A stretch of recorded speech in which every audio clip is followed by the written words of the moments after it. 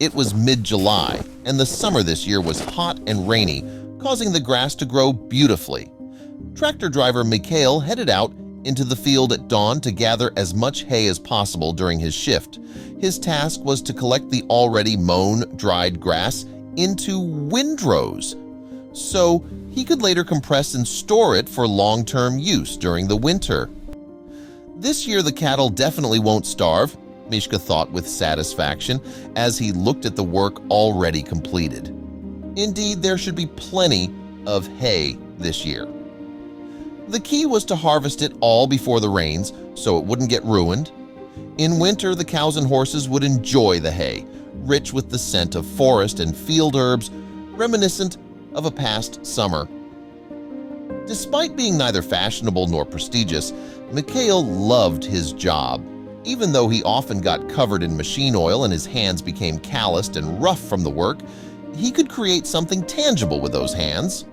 Not just shuffle papers from one place to another in some office, pretending his work was of utmost importance. The young man smiled to himself again as he sat behind the tractor's wheel. Today was going to be the most important day of his life. Today, he would finally propose to the girl he had been deeply and irrevocably in love with for a long time, Nadia.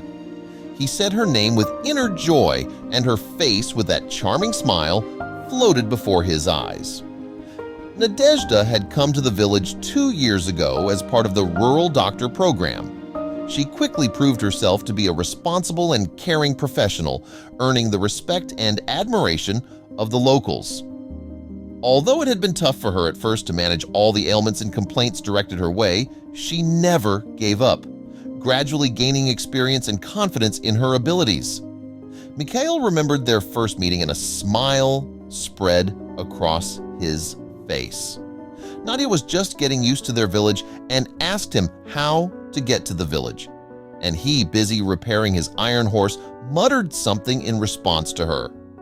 But turning to her, he immediately melted.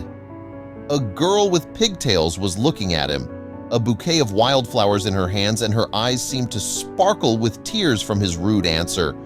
Mikhail then immediately rushed to apologize and console her, and then took his new friend to the store on a tractor. Now the girl was just laughing, responding to the guy's jokes and advances. 2 years have already passed, thought Mishkoy, and squeezed the steering wheel of his tractor, driving out to a new plot. And what was I waiting for? I could have made an offer a long time ago. Mom says it right. I'm not decisive, mumble. Well, it's okay. Nothing will stop me today. I'll definitely do it today, he firmly promised himself. Having arrived at the new site, Mikhail found himself surrounded by trees. It was a large forest clearing where people had been making hay for several years. The grasses here were especially juicy and fragrant. And no wonder. After all, here was the kingdom of forest and wild nature. Tireless grasshoppers were chattering around and dragonflies were flying, and here and there the clatter of woodpeckers could be heard, killing their rhythms on the tree trunks. Even seeing the red side of a fox or the long ears of a hare sticking out of the grass was not unusual here. However, the guy did not notice all this beauty, having gotten used to it since childhood and considering it all something ordinary and taken for granted. In his thoughts, he was not here at all. But suddenly, having picked up another piece of future hay, he noticed a large dog lying in the grass. What a fool! I almost put him on a pitchfork! She lies there. No matter what, she doesn't even move from her place. The guy was indignant at such careless behavior of the animal. And anyway, where did she come from here? It will be a bit far from the village. Has she really returned from a distant farm? Mikhail put forward a hypothesis and, turning off the engine, jumped out of the tractor cab, deciding to drive the dog away and take a little rest. But imagine his surprise and even horror when, having taken a few steps towards the find, he realized that in front of him is not a dog at all, but a wild she-wolf with her litter.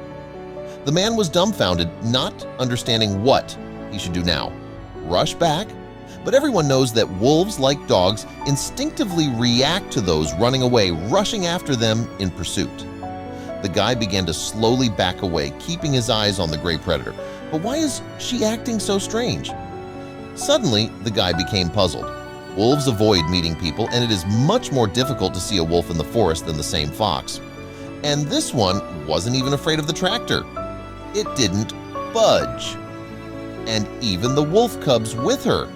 She's sick, thought Mikhail, looking at the forest dweller.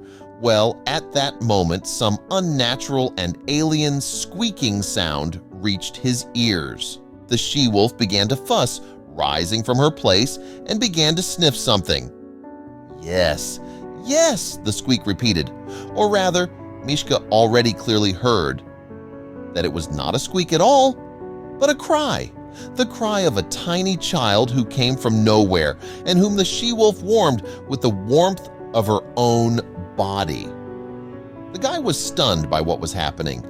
Am I going crazy? He thought. How, where, why? Hundreds of questions swarmed in his head without finding an answer to any of them. Only one thing was clear. The she-wolf deliberately saved the life of this child, and now she showed him to a man so that he could take care of him. Now there was no question of locking myself in my tractor and leaving here, forgetting this story as if it had never happened. Mikhail was obliged to take the child from the she-wolf no matter what the cost. The guy began to slowly approach the predator, looking first at her and then at the child. And she, as if realizing that the man had finally realized why she was here, slowly rose from her place and, sniffing all her wolf cubs, as if counting them, disappeared into the tall grass as if she had never been here. Mishka crouched down in front of the foundling and carefully, as if it were a bomb, took him in his arms. The little girl, seeing him, smiled with her still toothless mouth, and this caused something to swell in the guy's chest, making his eyes moisten. How can such a creature be thrown away like garbage? The guy was indignant. What kind of people are you that wild wolves show more kindness than you do to your own children? Everything inside was seething with misunderstanding and anger. If these careless parents came into his hands now, he would be beaten by them. But who they were and where they came from, the guy didn't know. He only knew that now he was responsible for this tiny life. Taking the phone out of his pocket, he dialed his beloved's number. "Alina, we have an emergency. Can you imagine? I found a child in the forest." "Well, the she-wolf showed me how I did," the guy blurted out, trying to tell the girl about what happened as quickly as possible. After a pause, a woman's voice was heard. "Mish, are you drunk?" What wolves are, what children? But then she heard a child's cry coming through the phone.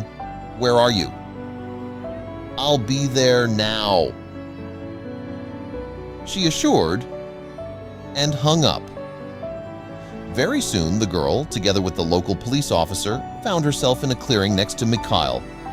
The girl, examining the found child, once again listened to the incredible story about the she-wolf. Unable to believe in such a thing, the police officer, too, raised his cap and scratched the back of his head in confusion, but the traces still left on the trampled grass spoke in favor of Michael's version. Yes, and not to trust him, there was no reason for the words. Having completed all the documents, the local police officer left, leaving the baby in Nadia's care. Mikhail sat down next to Nadia, who was holding the found girl in her arms. "Nadia," she turned to her beloved, "let's take her for ourselves if the parents are not found. I've already thought of a name for her. Dasha." "Yes." Looking at her boyfriend, Nadia said. "Come on," Mishka suddenly agreed. "Only for this we need something," he announced. "Yes, and what?" the girl asked in surprise. After rummaging in his pocket, Mishka pulled out a small box.